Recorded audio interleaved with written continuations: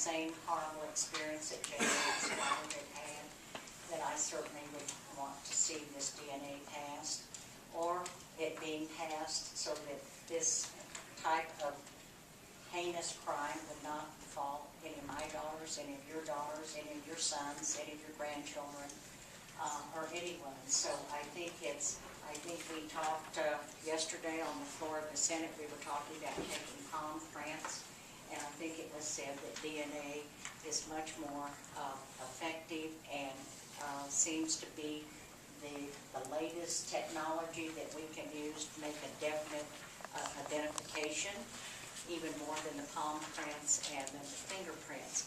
So if you have the fingerprints and if we do the palm prints and the DNA, certainly we have the tools to hopefully not get the wrong person.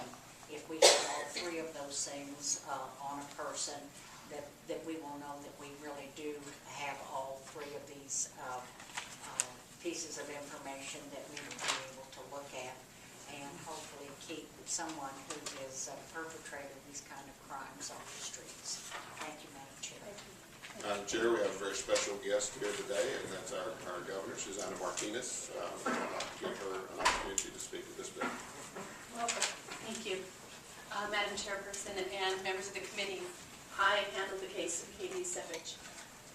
It was one of the most difficult cases, knowing that there was no connection. Eventually we discovered no connection between Katie and the man who murdered her. It was a stranger. And there was DNA found on Katie under her fingernail. However, there was no match in the database. The individual who eventually was arrested was an individual who was arrested for a different crime. But not until he was convicted did they take his DNA, and then it was entered into the database. And so the number of years that went by, and the pain of his family, and having to contact his family constantly to say he had very little. This could have been discovered way before. The problem is we don't know what the conduct was of this individual between the time that he kidnapped, raped, and murdered Katie and the point of time that there was a match. We don't know where he was and what he did. Because there are many crimes in which there is nothing. There is no DNA left behind. There are no fingerprints, and there are no palm prints. It just depends on the integrity of the evidence that's collected. And sometimes there is nothing. And so I strongly urge this committee, not only because we will be able to hold people accountable, but there have been cases where people have been found guilty and have been exonerated later because the DNA has been entered into a database that matches that of the victim that was found on the victim later on. And so it works both ways. It exonerates people as well as holds people accountable for the most heinous of crimes. I know when this was first considered, it was believed by some of the legislators that, well, only, drug offenders only commit drug offenses, or forgers only commit forgery type offenses, or white-collar type offenses. And you will see from the types of individuals where they match the DNA from the offenders taken for a nonviolent forgery, drug offense, etc., a felony nonetheless, and ends up being tied to a rape case, a homicide case.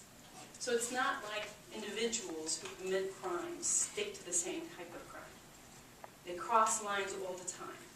And so that's where we have to start to keep our community safe, but with assurances that as law enforcement and prosecutors that they are holding the right people accountable.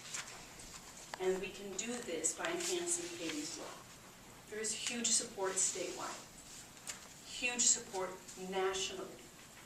Over 20 states have adopted it, and New Mexico was the leader. For once, we can continue to be a leader in a way that is meaningful and will keep our community safe. I encourage you, please, to pass this bill. Thank you, Governor. Thank you, Governor. Thank you for coming back to this meeting because you have been before this No. committee. Yes, I have. Thank you. Yeah, thank you. And Okay. Madam Chair, if we would have the Attorney General, Gary King, to speak. Thank you, Madam Chair. I know you have a busy schedule today, but as the state's chief law enforcement officer, I wanted to stand in support of Senator Asbell, Senator Payton, the governor, and certainly more than anything, Ms. statements. I know you well, but Katie's mom, that's what but that's right. But I think one of the things that's important to know, this is a very important law enforcement tool. And it is, as the governor said, it's not only a tool that can be used to convict people, it is a tool that can be used to exonerate people who are not guilty of crimes. But I think that one of the cases that Senator Asbell was talking about is in Colorado, since they take, under their law now, broader DNA samples, they were able to get a sample from a fellow that committed, I think indeed a burglary or something like that, who was guilty of committing several crimes. He was called the ether rapist in New Mexico. And he was captured because of a DNA sample that came from a law like this in Colorado. And he had been raping young women at the university campus at UNM for a number of years, and then had gone on to Colorado. But we caught him and brought him to justice because of a law very much like this in Colorado. So the Attorney General's office is very supportive of this, and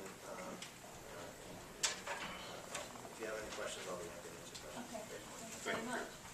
Okay, is there anyone else in the audience in support of this law?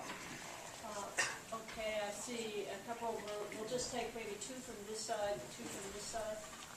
Yes. Yes, ma'am.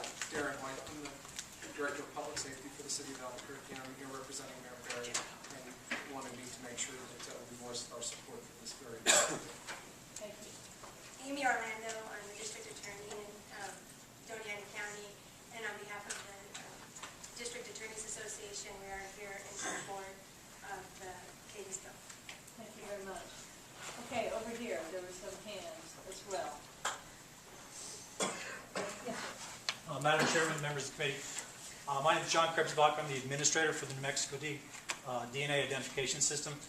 We're the folks that would actually implement any changes that may be passed. I'm not here to say I'm for or against, but to let you know that if there are any technical questions about implementation or how things currently work, I'd be more than happy to answer those. Okay, thank you, sir. Yes, one more in the back there. There's a lady back there, don't be shy. Yes. Suzanne Sandoval. Please stand up. Suzanne Sandoval, I'm with the 3rd Judicial District Attorney's Office with Amy Orlando's office. And I was just an advocate during this time, and we are very much in support of it. Okay, thank you very much. Appreciate it. Okay, anyone in the audience in opposition to the bill? Okay, let's see. Let's go over here first, and then we'll go over here as well. Yes, Madam Chair, my name is Rob Chavez. I'm from Albuquerque, and I'm a private citizen. I'm involved in various political things, but I didn't come here initially for this particular bill. I wasn't aware that it was being presented today, but I have had some awareness that these bills are being brought forward around the country and so forth. I don't think that SB 365 can be seen in isolation. I think it's obvious that both here in New Mexico and across the country there's a trend to overemphasize the law enforcement, the emphasis on isolating people that are seen as somehow dangerous to the extent of profiling. And I think that since we do have some initiatives in the works from the executive department, there is also the danger that this would tend to isolate and demonize people, especially people who are seen as being foreigners or people that somehow do not fit into the mainstream. It's unfortunate, obviously, the incidents that created Katie's law in the first place. There's no question about that. But I don't think that we should endanger the civil liberties of all the citizens of New Mexico because we're concerned about possible extreme violence on the part of a handful of individuals. And also, I think that this is really, where does it stop? I mean, do we get to a point at some future stage, and this might be seeming a little facetious, where we, start requesting self-incrimination by people who have just been arrested for things like not felony arrest, but for having overdue books at the library or something. But more seriously, I just think that this is not so much about whether we're trying to locate and isolate and arrest violent criminals. I think the real danger is that it begins to diminish the civil liberties of the citizens.